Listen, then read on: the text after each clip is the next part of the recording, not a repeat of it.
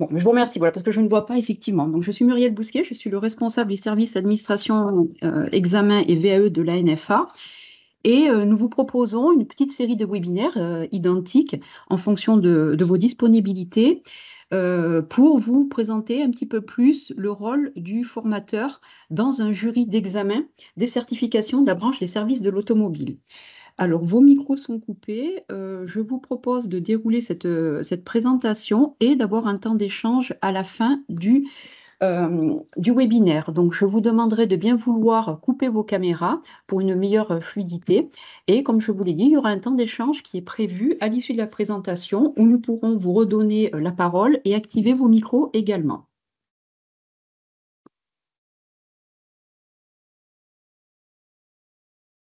Alors, pour le sommaire, je vous propose 5 points.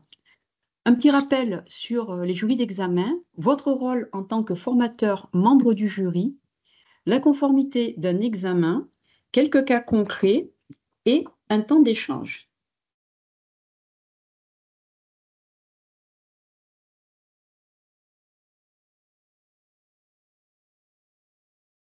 Alors, pour les rappels, je vais vous faire les rappels principaux pour les jurys. Donc, les certifications de la branche des services de l'automobile sont délivrées par un jury paritaire.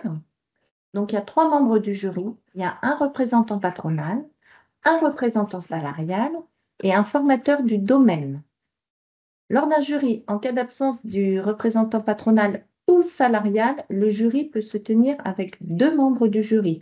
En revanche, le formateur, il est indispensable. S'il n'y a pas de formateur du domaine, il n'y a pas de jury. Je vous rappelle le rôle. Donc, le rôle du jury, c'est d'évaluer la maîtrise du métier qui correspond à la certification visée par le candidat, et ce, à l'aide de l'entretien de narration d'activité ou de l'entretien de vente s'il s'agit d'un TFP vendeur auto.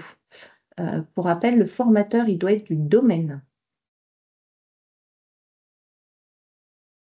Alors, les règles d'accès au jury. Le jury reçoit les candidats, tous les candidats, dès lors qu'ils ont été évalués sur l'ensemble des blocs de compétences constituant la certification et qu'ils ont validé, selon les certifications, un certain nombre de blocs. Ça, c'est bien rappelé dans le guide du jury. Sur SOFIA, vous pouvez avoir connaissance de ces informations sur la fiche du candidat. Alors là, on vous a mis un exemple d'un carrossier peintre. Le carrossier peintre, il pourra aller à l'entretien de narration d'activité s'il a acquis au moins 6 blocs sur les 11 blocs de la certification. Par contre, j'insiste, il faut vraiment qu'il ait été évalué sur tous les blocs de compétences. Et nous allons voir maintenant les rôles et missions du formateur membre du jury. Alors, une petite définition que vous retrouverez assez régulièrement dans nos documents. Le formateur membre du jury assure un rôle de coordination entre l'ensemble des membres du jury et un rôle d'interface administratif avec le service administration des examens et VAE, donc avec nous-mêmes. Vous retrouverez ceci dans le guide du jury. Qu'est-ce qu'on entend par coordination des membres du jury?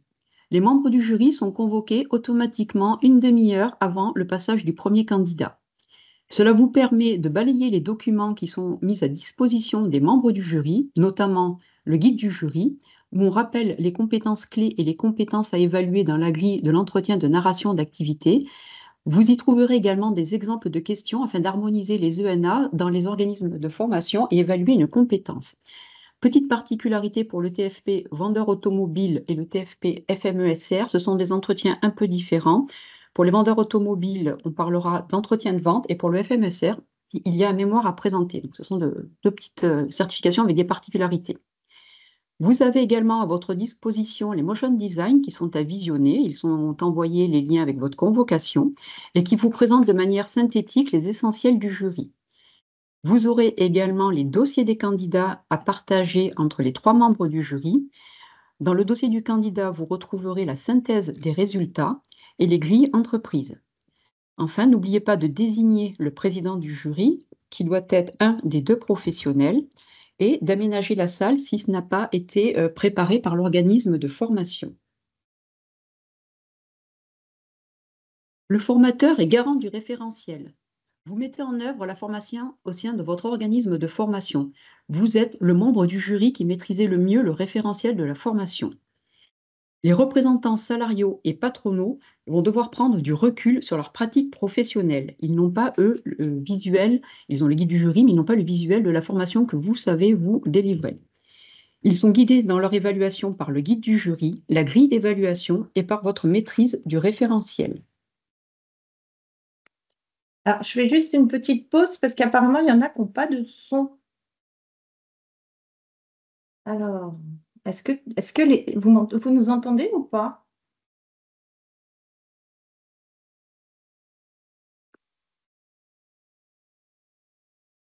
Si quelqu'un pouvait juste nous dire si vous m'entendez, s'il vous plaît, par message sur le fil.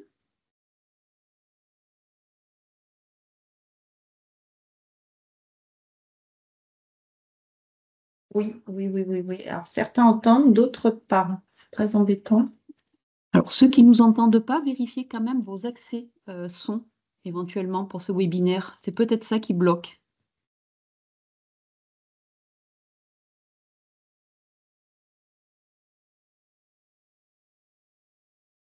Oui. Tout ce qui vient d'arriver. Alors, désolé pour ce petit contretemps, mais voilà, on anime à deux et quand on projette, on est un petit peu aveugle sur ce qui se passe. Donc, voilà, on se coordonne pour pouvoir répondre aux gens qui ne nous entendent pas. Activez vos haut-parleurs.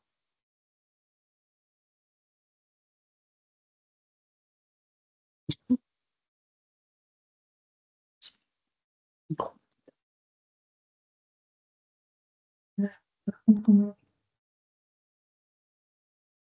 suis désolée, voilà, on vous fait une petite correspondance là, voir si ça peut régler le Il y en problème. a quelques-uns qui n'ont pas de micro. Activez le micro de leur part. Oui. Là, ça me entend tous les deux. C'est à eux d'activer, je pense. Pour ceux qui nous entendent, je suppose que vous avez bien votre micro activé. Donc là, on vous a donné la main pour activer vos micros si besoin.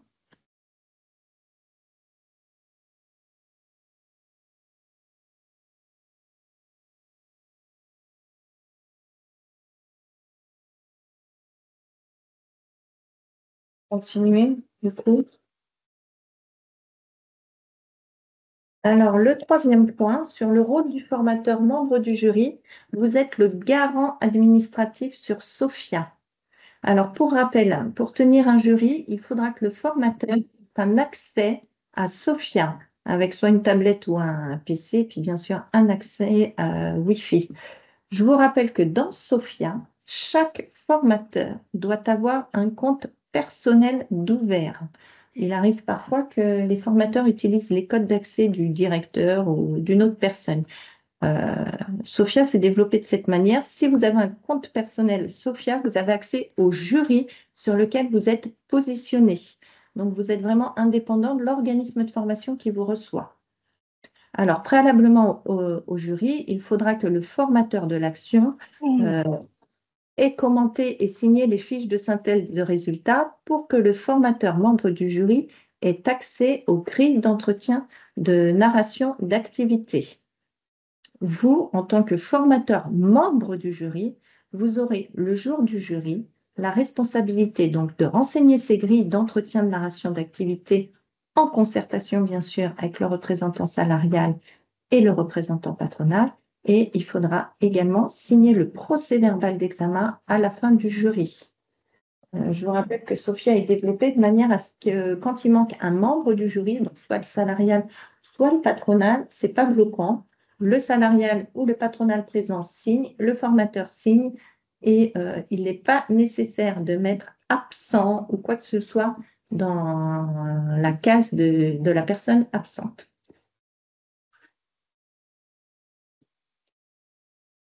Alors, à l'issue de l'entretien de narration d'activité, vous allez donc compléter la grille d'entretien de narration d'activité et vous aurez également la possibilité d'attribuer une mention. Si vous vous référez au guide du jury, vous verrez, il y a un paragraphe sur ces mentions. Donc, vous avez soit les félicitations, soit les encouragements. Et vous prenez cette décision à la fin de l'entretien de narration d'activité. Si toutefois un candidat est refusé, selon les certifications, alors ce n'est pas valable pour toutes les certifications, c'est indiqué dans le guide du jury lorsque c'est le cas, il est possible d'attribuer une certification d'échelon inférieur. Donc là, on vous a mis pour exemple, le TFP-MA et les CQP-MMA. Lors des entretiens de narration d'activité des TFP-MA, si le candidat est refusé, il est possible, mais ce n'est pas une obligation, ce n'est pas un lot de consolation non plus, il est possible de lui attribuer le CQP-MMA s'il a acquis les 2 blocs, entretien périodique et remplacement de pièces d'usure et réalisation des contrôles codages associés. Il faut vraiment qu'il ait acquis ces 2 blocs pour avoir l'obtention de ce CQPMMA. Mais je le rappelle, ce n'est pas une obligation, c'est vraiment à la décision du jury. Voilà. Ça, il faudra le noter sur la grille d'entretien de narration d'activité et sur le procès verbal d'examen pour que nous, derrière, on puisse imprimer les certificats. On vous demande aussi pour les candidats de refusés de les recevoir avant l'annonce des résultats, pour leur expliquer votre décision. Ça, c'est très important. On a encore des candidats qui ne sont pas reçus. Il faut bien leur expliquer pourquoi ils sont refusés et surtout ce qu'ils peuvent améliorer et les recommandations que vous avez à leur faire. Vous pouvez également leur proposer une fiche de réinscription. Elle est disponible sur Sophia, la fiche de réinscription.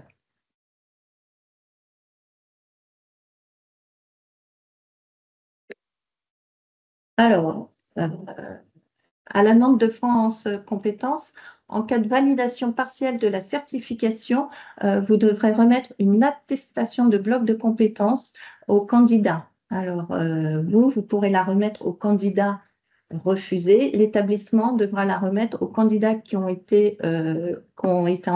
sont en abandon et qui ont été refusés avant le jury, parce que ces candidats-là, vous ne les verrez pas le jour du jury. Donc, en revanche, à partir du moment où ils ont acquis un bloc, ils ont le droit à une attestation d'obtention de bloc. Cette attestation, elle est également disponible sur Sophia.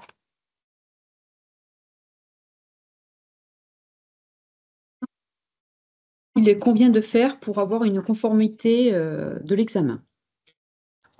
Alors, il y a pour cela quelques règles à respecter pour pouvoir garantir de la conformité d'un examen. C'est stipulé dans les kits d'évaluation, aucun support PowerPoint n'est autorisé lors de l'entretien de narration. Seules des notes personnelles du candidat sont autorisées pour les parties 1 et 3 de l'ENA. Cela concerne la présentation du parcours professionnel par le candidat et le questionnement du jury final sur le parcours de formation du candidat et éventuellement sur son projet professionnel.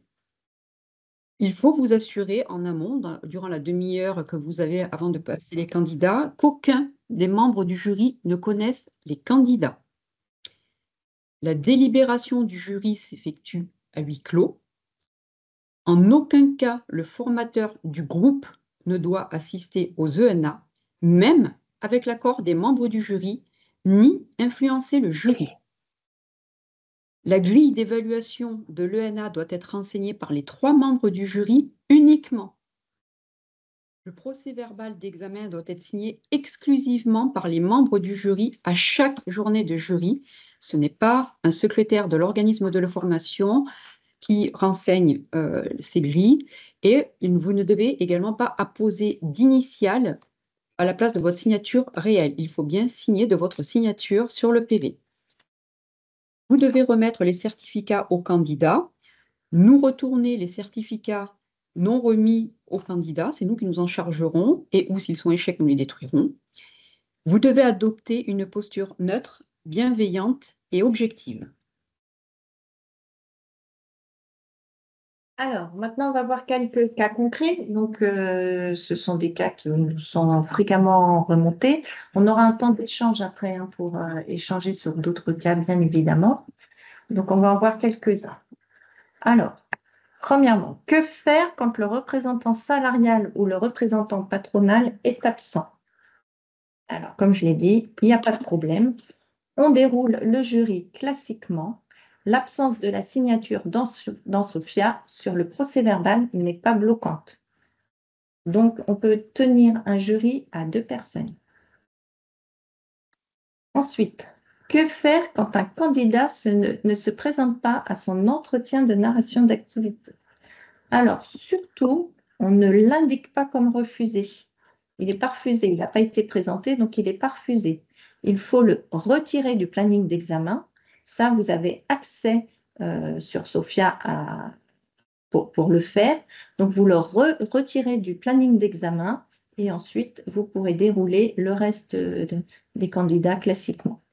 Le problème, c'est que si vous le laissez, à la fin du jury, Sophia va vous dire, il y a un candidat qui n'a pas été évalué.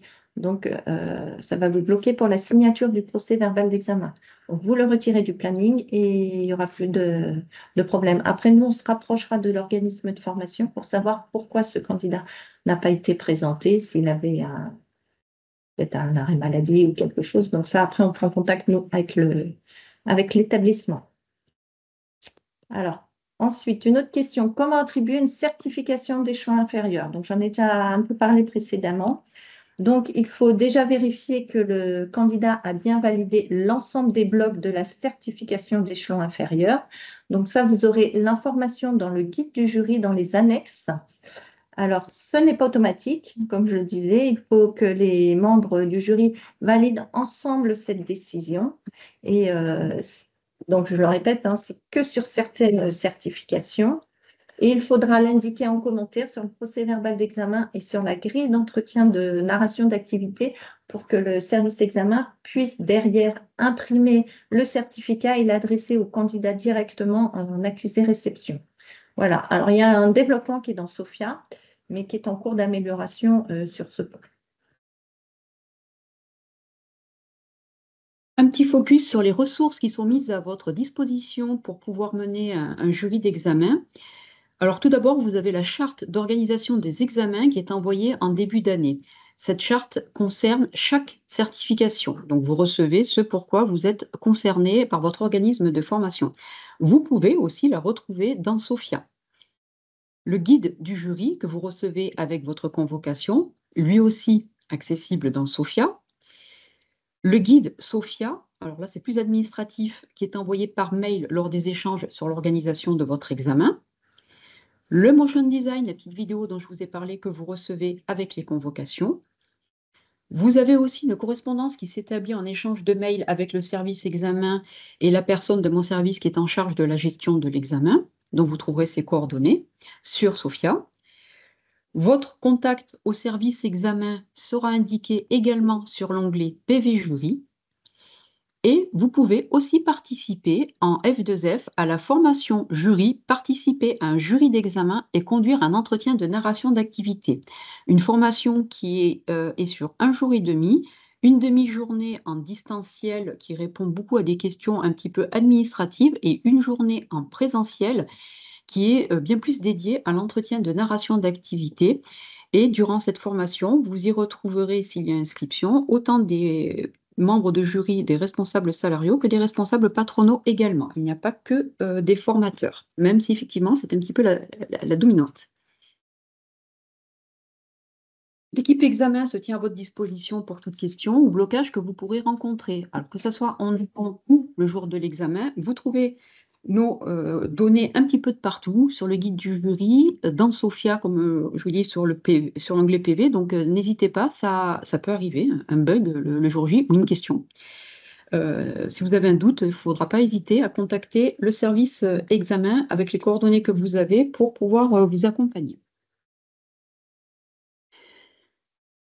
On vous propose maintenant un temps d'échange, donc je vais quand même garder pour l'instant le PowerPoint en partage, au cas où il faudrait revenir, si certains d'entre vous voulaient revenir sur un slide en particulier, si ça vous aide. Normalement, Sandrine a activé vos micros voilà, par rapport aux petits bugs qu'on a rencontrés. Donc, si vous le souhaitez, je vous demanderai de lever la main pour qu'on puisse vous attribuer la parole et surtout, pensez à vérifier de votre côté que votre micro est activé également, sinon nous ne vous entendrons pas. Donc, je vous laisse la parole et n'hésitez pas, même si c'est des questions qui ne sont pas forcément dans le webinaire, mais relatives au service examen, parce qu'on ne gère pas tout à la NFA. Hein, voilà. Parce qu'on a souvent des questions qui ne sont pas de notre domaine, mais on vous le dira aussi si on peut. Je vous laisse la parole. Je vous ai redonné la main sur les micros et les caméras. Hein. vous pouvez les activer. D'ailleurs, moi, la caméra. N'hésitez pas si vous avez des questions.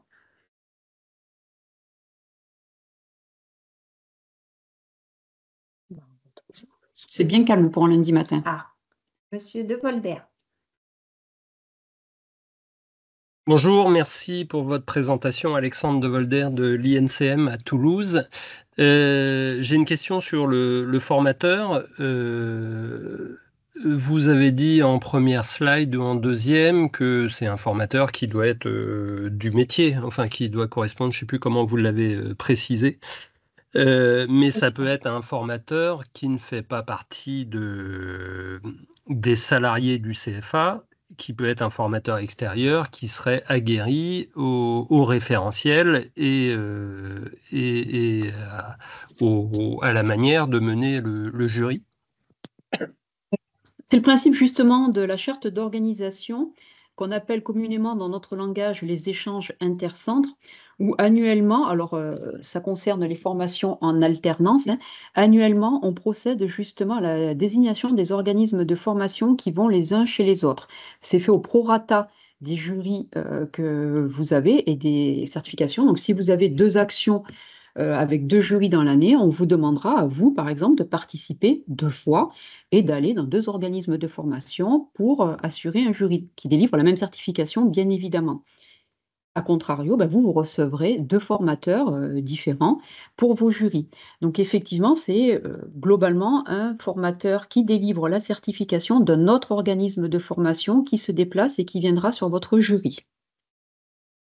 Est-ce que mais oui. peu importe qu'il soit interne ou c'est-à-dire prestataire extérieur au CFA. Vous voyez ce que je veux dire? Nous, on fait intervenir ou on pourrait faire intervenir des prestataires extérieurs comme formateurs. Alors vous parlez peut-être des évaluations de bloc, non? Plutôt? Non, y compris de jury, jusqu'au jury justement. Est-ce que c'est forcément un salarié du CFA? C'est pas le cas, mais je vais prendre un exemple. Admettons qu'on ait un formateur, un prestataire extérieur qui fasse 100% de nos formations, des cours qui dispense 100% de nos formations. Donc, c'est-à-dire, c'est extérieur, pas extérieur, enfin, c'est-à-dire un prestataire extérieur. Oui, mais donc, j'ai compris effectivement votre question. Ma question, voilà, c'est est-ce que cette personne peut aller jusqu'à mener un jury si elle a le référentiel et donc, c'est-à-dire pour nous, en notre nom, mais qui ne serait pas salarié de notre CFA. Oui, tout à fait. Il y a des formateurs extérieurs qui ont des adresses extérieures dans d'autres organismes de formation, mais qui sont embauchés spécifiquement pour délivrer une formation. Donc, ils connaissent le référentiel. Ils sont référencés d'ailleurs dans SOFIA, ces gens-là. Et aussi, ils ont aussi leur accès SOFIA, ou sinon ils ne pourraient pas non plus faire les évals intermédiaires. Donc oui, tout à fait, ils peuvent être formateurs membres de jury. Très bien, merci.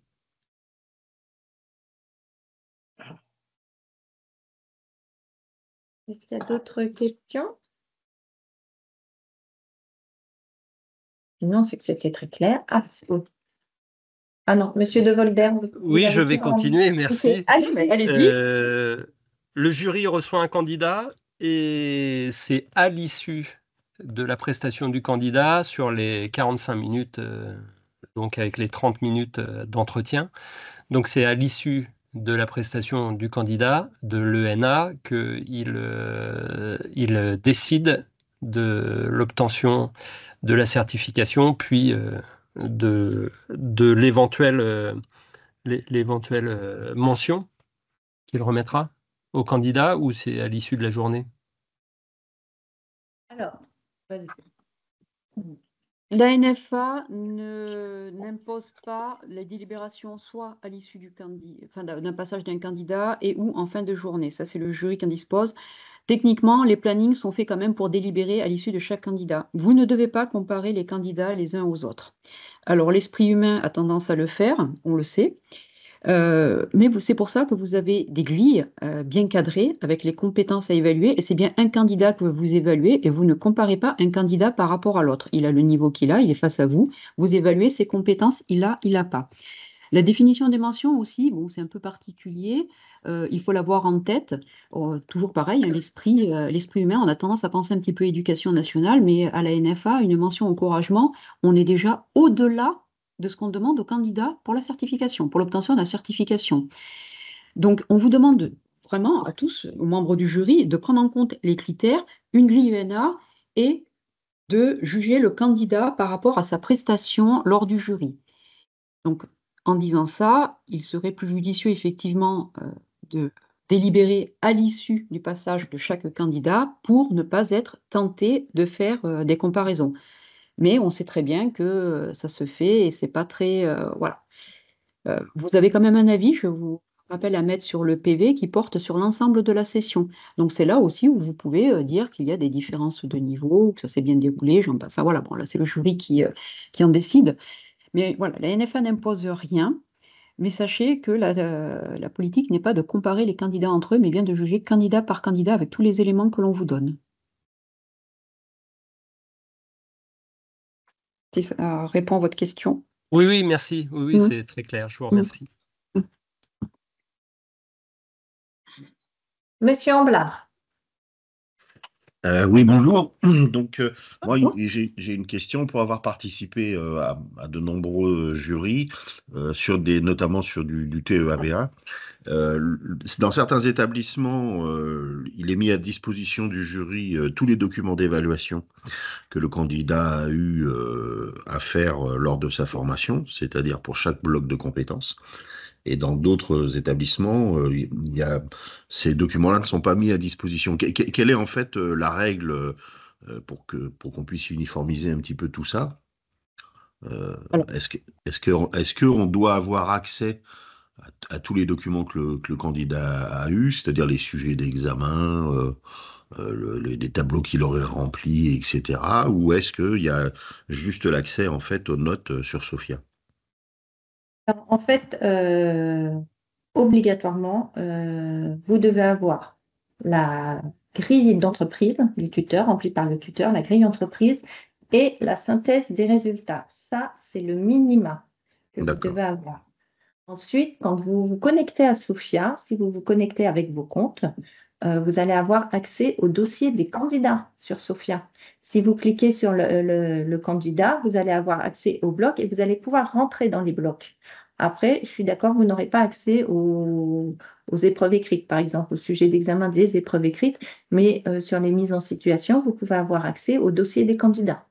D'accord, ok. Donc il y a aucune obligation pour l'établissement de mettre à disposition des dossiers, par exemple, dans lesquels il y a les épreuves écrites ou des supports d'évaluation lorsqu'il y a eu des évaluations pratiques. Non, non, non, ils doivent. Enfin, c'est la synthèse et la grille entreprise. Ok, d'accord, parfait. Très bien. Merci beaucoup. Cabanel a une question. Oui, excusez-moi. Bonjour, une question, il y avait bonjour à tous, bonjour. Il y avait une slide où nous avions l'info où le représentant salarial ou patronal était absent. Donc c'est bien l'absence de l'un ou de l'autre. Et quand on dit poursuivre à deux, c'est bien l'évaluateur avec ou le salarial ou le patronal. Exactement, Serge, c'est bien ça. Le formateur doit être toujours présent, mais il peut mener le jury avec soit le représentant salarial, soit le représentant patronal. On est dans un système paritaire, vous le savez, donc idéalement, le jury doit être composé de 3 personnes. Les difficultés de la vie font qu'on a parfois du mal à monopoliser les 3 parties. Donc oui, le jury peut se tenir avec soit le formateur et le salarial, soit le formateur et le patronal. Merci Muriel. Et je poursuivrai. Un cas d'empêchement d'imprévisible, c'est-à-dire on n'a que le salarial, malheureusement il y a un impondérable, c'est obligatoirement un report de l'examen à ce moment-là. C'est-à-dire qu'il reste plus que le formateur? Exactement. Ah oui, il n'y a pas de jury. Il n'y a pas de jury, ok, merci. Non, il n'y a pas de jury. Ça nous est arrivé l'année dernière, alors pas le jour même, mais même cette année, 2 jours du jury où il y a un désistement et on a beau remuer la terre entière et des 2 côtés, hein, que ce soit organisme de formation ou ANFA, hein, parce que je sais bien que les organismes de formation font tout ce qu'ils peuvent. Et malheureusement, ça nous est arrivé, on a dû reporter 2 jurys parce qu'on n'a pas réussi en dernière minute à trouver un patronal ou un salarial pour honorer un jury. D'accord, Et merci. du coup, je profite de cette question parce qu'il y a un point qu'on n'a pas abordé dans le PowerPoint. Les membres du jury ne doivent pas connaître les candidats. Donc, Oui, on l'a dit. Alors, attention, quand vous n'êtes que deux, parce que c'est Ah oui. arrivé cette année, si le patronal connaît le candidat, ça veut dire que le candidat ne peut pas être évalué s'il n'y a pas de salarial. Attention à ce cas de figure, hein. Quand il n'y a que 2 membres du jury, il faut bien valider que le patronal ou le salarial ne connaissent pas les candidats, hein. Sinon, le candidat ne pourra pas être évalué. Il faut le reporter sur un autre jury. Alors, je me permets justement une petite parenthèse parce que ça me fait penser à une réclamation que j'ai eue. Quand on dit qu'ils ne doivent pas connaître le candidat, alors on a aussi les entreprises, on a les grands groupes, bon, pas citer de nom, mais bon, voilà, avec énormément de concessions. Dans ces cas-là, le patronal peut être d'une autre concession, même s'ils ont la même entreprise, mais être d'une autre concession. Ça veut dire qu'il ne connaît pas le candidat. À l'intérieur de la même concession, ça ne fonctionne pas. C'est-à-dire qu'un candidat qui a dans le membre du jury en face de lui, alors lui, il est par exemple responsable il est à la vente VN, enfin véhicule neuf, enfin bon, pour ceux qui ne sont pas dans le domaine des vendeurs, et qu'à côté de lui, c'est le responsable des ventes VO, ça ne marche pas. Moi, c'est un motif de réclamation et c'est à le contraire de nos textes, donc je suis obligée d'agréer la réclamation du candidat. Donc voilà, attention à ça. En prenant au hasard un grand groupe, Renault, n'y voyez pas de lien avec avec ce que je viens de dire, mais c'est parce que ça me vient à l'esprit. Voilà, on peut être de la concession en Bretagne de Nantes, voilà, et être responsable patronal d'un candidat qui est en concession à Guyancourt. Là, ça pose pas de souci. Par exemple, à l'intérieur de Guyancourt, on peut pas être responsable VN, VO du candidat qui passe. Voilà, et que l'on croise forcément dans la concession. C'était la petite parenthèse pour vous faire un petit peu la différence sur ces grands groupes. Ensuite, il y a une question de Monsieur Mulotti. Oui, bonjour à tous. J'ai 2 questions pour rebondir à ce que vous venez de dire par rapport au slide sur le fait que le formateur, il est forcément présent et nécessaire au bon déroulement du jury.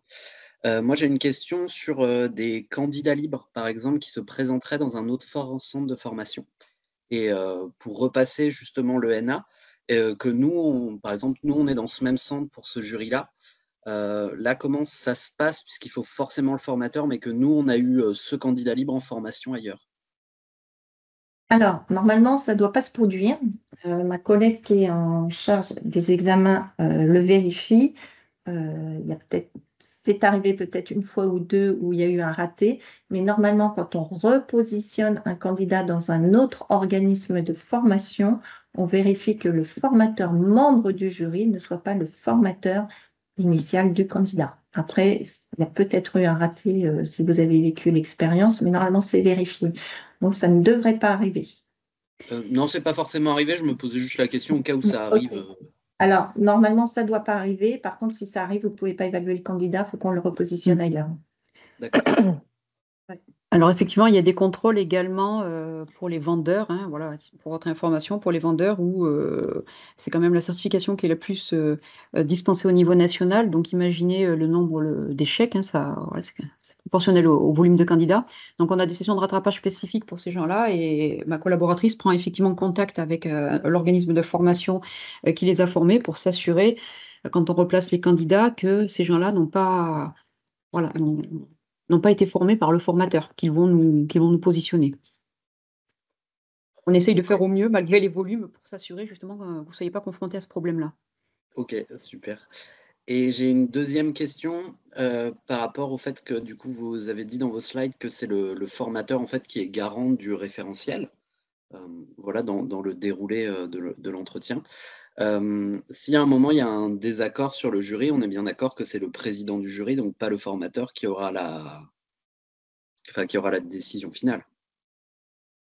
Alors, le président du jury, alors encore une fois, le salarial ou le patronal, jamais le formateur, voilà, c'est le professionnel, un des deux, finalement n'a pas de voix en plus que les autres.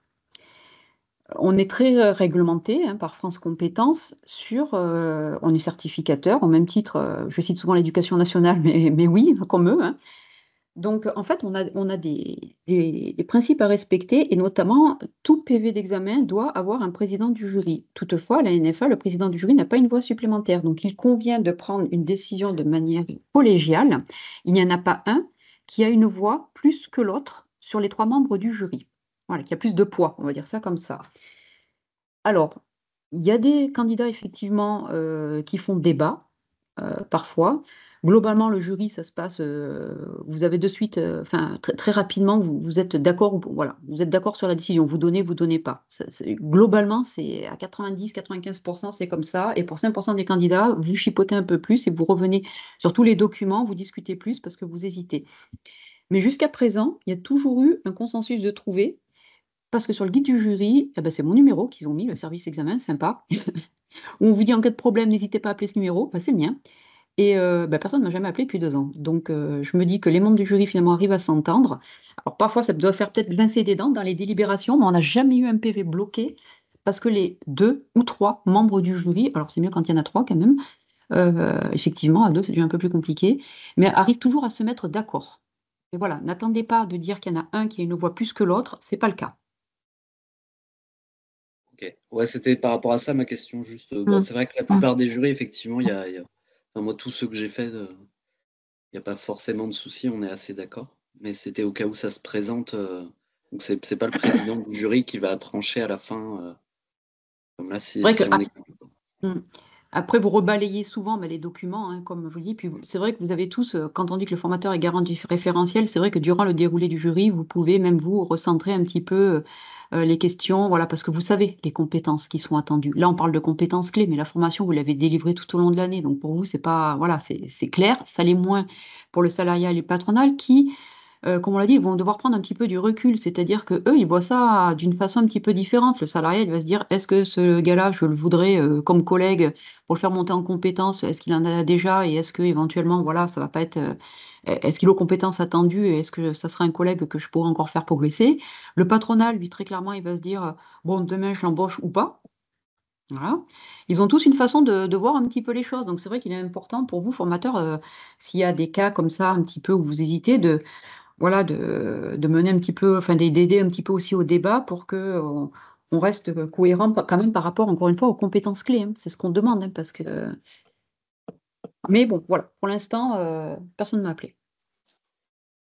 Après, je ne sais pas si vous avez suivi la formation jury, mais il y a ce point qui est abordé dans cette formation jury.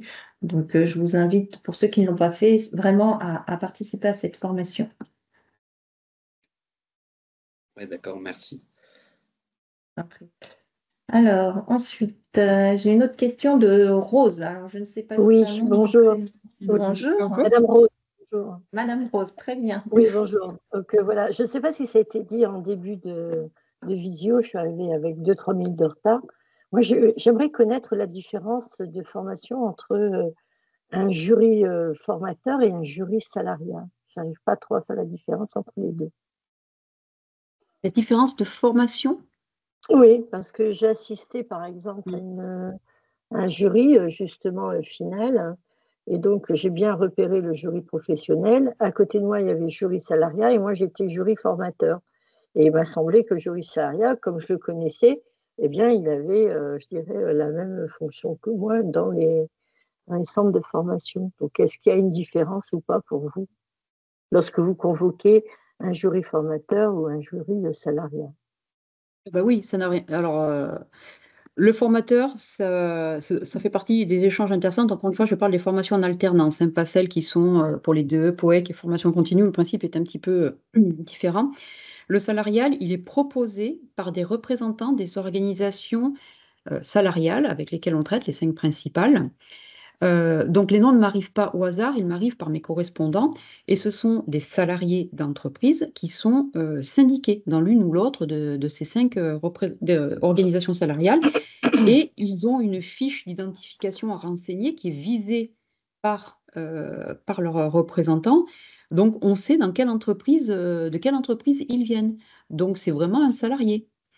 Alors après, on a, je réfléchis à des cas un peu particuliers, on a des individuels qui font de la formation. On revient un petit peu au formateur extérieur, mais généralement, ce n'est pas des formations complètes, c'est des modules sur lesquels ils interviennent et qui sont leurs propres patrons. Voilà, c'est des freelance, mais je ne vois pas trop le cas là. Donc, je serais étonnée qu'un salarial ait été formateur. Mais si vous voulez en aparté nous envoyer un petit message sur notre adresse générique examen @nfa-auto.fr et puis je regarderai. Mais alors, c'est pas trop l'appartenance à une société ou pas qui me gêne, ça me gêne pas du tout. Non, ce que je voulais savoir, s'il a la même formation que moi, si un jury formateur peut avoir la même formation que le jury salarial. La même, exactement la même. C'est ça. Vous entendez quoi par formation? La formation du jury ou Oui, sa son métier? formation. Ben, son métier, en fait. Ah, d'accord. Là, on parle du domaine de compétences. Oui, le domaine de Alors, oui, compétences. alors les textes paritaires stipulent les règles de désignation des membres du jury qui doivent être du même domaine de compétences. Alors, idéalement le même métier, mais du même domaine. Et il arrive effectivement, donc je comprends mieux votre question, il arrive qu'on ait des jurys dits hors métier. C'est-à-dire que dans les jurys, il y a quand même des compétences transverses hein, qui se retrouvent. Hein. Et c'est pour ça que vous pourrez croiser effectivement un jury salarial qui n'est pas du même domaine de compétences que la certification. Donc, ça arrive à la marge parce que c'est pas la priorité et on prend ces jurys souvent un peu quand on est en difficulté justement et qu'on n'a pas de patronal. Donc, c'est pas. Alors, ils ont leur intérêt hein, parce que justement, ils sont assez objectifs. Ils déroulent justement la grille comme il se doit et savent rester à leur place sur tout ce qui est vraiment purement technique. Donc, eux, ils interviennent surtout sur tout ce qui est compétences transverses. Donc oui, il peut arriver qu'un salarial ne soit pas du domaine ou qu'il soit d'un domaine proche de la certification visée. Ok, merci. Alors pour la petite parenthèse, sachez qu'il y a un texte qui a été signé en décembre 2024 et qui impose pour certaines certifications d'avoir un salarial du métier. Vraiment. Donc, on parle du TEAVA, on parle du TAVA et on parle des vendeurs automobiles. Voilà. Encore une fois, nous, tout ce qui est signé, c'est paritaire, hein, donc autant par les organisations patronales que salariales. Donc, ils en ont décidé ainsi en fin d'année. Donc, on a ce point de vigilance pour les jurys de cette année et ne doivent nous être proposés par nos correspondants que des gens du métier. Ça fait écho justement à ces référentiels qui sont assez techniques, notamment au niveau électrique. Ok, merci beaucoup.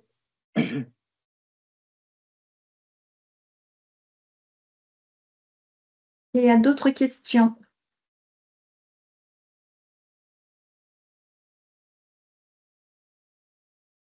Bon, c'est vrai que le lundi matin, on vous prend un peu à froid, mais c'est pour essayer de correspondre à peu près aux horaires des organismes de formation. Donc les prochains, c'est les vendredis après-midi. C'est pas plus glamour, mais on essaye de se coller un petit peu quand même à vos contraintes aussi.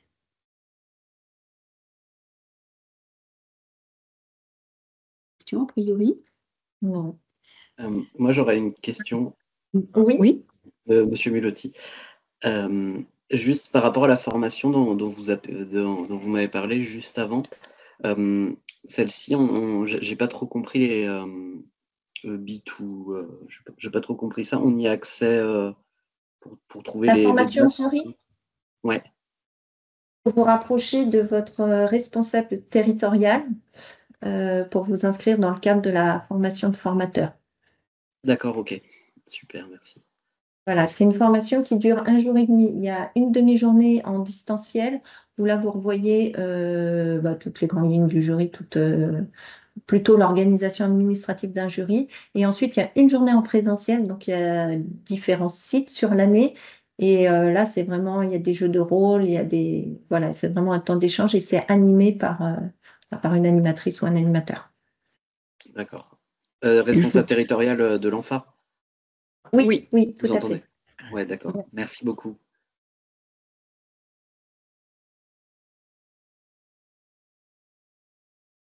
Il y a d'autres questions? Est-ce que quelqu'un souhaite intervenir? Il y a encore un quart d'heure, hein. On a du temps. Oui, je n'ai pas été trop bavarde cette fois-ci sur les slides. C'est pour ça. A priori, on n'a plus de questions. Voilà, je regarde sur l'écran de Sandrine, je ne vois pas que ça ne se lève pas les mains. Bien, je vous propose donc de clôturer ce webinaire. N'oubliez pas que nous sommes là pour répondre à vos questions, que ce soit par notre adresse générique et ou tout au long de la formation, le formateur en visualisant donc la collègue qui est en charge de l'action, n'hésitez pas à la contacter. Vous avez que ce soit le numéro de téléphone, son adresse mail. Le jour du jury, nous sommes là également pour vous appuyer, que ce soit sur un bug Sophia ou une question de dernière minute. Point de vigilance aussi sur la préparation d'un jury pour là quand vous êtes côté casquette formateur OF. Pareil, n'hésitez pas à nous contacter si besoin.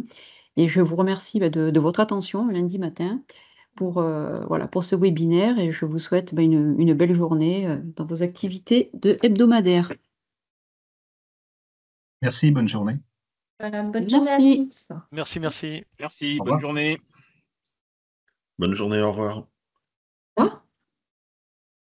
Bonne journée, au revoir. Au revoir. Merci, bonne journée. Bonne journée.